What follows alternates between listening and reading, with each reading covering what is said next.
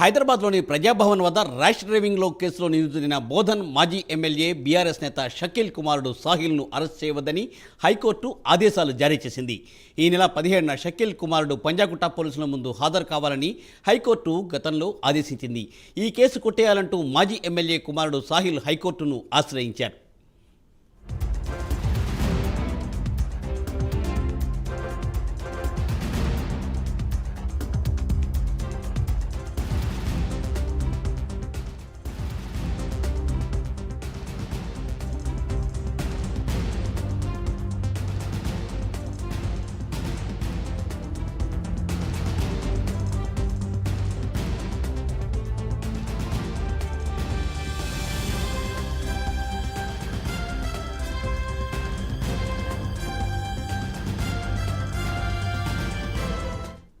హైదరాబాద్లోని ప్రజాభవన్ వద్ద rash driving కేసులో నిందితుడైన బోధన్ మాజీ ఎమ్మెల్యే బీఆర్ఎస్ నేత షకీల్ కుమారుడు సాహిల్ను అరెస్టు చేయవద్దని హైకోర్టు ఆదేశించింది.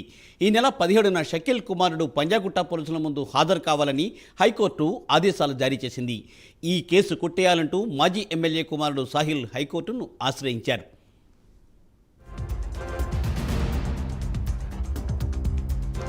దీనిపై మరింత సమాచారాన్ని మా ప్రతినిధి కుమార్ అందిస్తారు. కుమార్.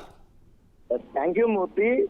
ఏదైతే మొన్న ప్రజాభవన్ బ్యారిగేట్ లో గుద్దిన యాక్సిడెంట్ కేసు సంబంధించి మాజీ ఎమ్మెల్యే షకీల్ కొడుకు సాహెల్ అయితే అరెస్ట్ చేయవద్దని చెప్పి ఈ రోజు హైకోర్టులో అయితే విచారణ అయితే చేపట్టారు. ఈ విచారణ సందర్భంగా ఏదైతే తెలంగాణ హైకోర్టు ఈ షకీల్ కొడుకు సాహెల్ అరెస్ట్ చేయవద్దని చెప్పి కూడా ఆదేశాలు అయితే జారీ చేసింది. మొత్తానికి ఈ నెల 17న పోలీసుల ముందు హాజరు కావాలని చెప్పి కూడా హైకోర్టు అయితే ఆదేశాలు జారీ చేసింది. మొత్తానికి పంజాగుట్ట కారు ప్రమాదం కేసులో క్యాష్ పిటిషన్ అయితే సోహెల్ వేస్తున్నారు. మొత్తానికి ఈ తుదుపరి విచారణ కూడా ఈ నెల 24 అయితే వాయిదా వేసింది.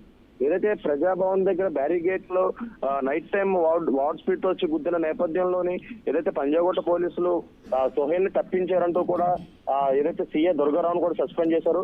ఈ కేసులో ఇప్పటికీ సోహెల్ కూడా తప్పించినందుకు కూడా ఏదైతే కొన్ని కేసులు అయితే నమోదు చేయడం జరిగింది.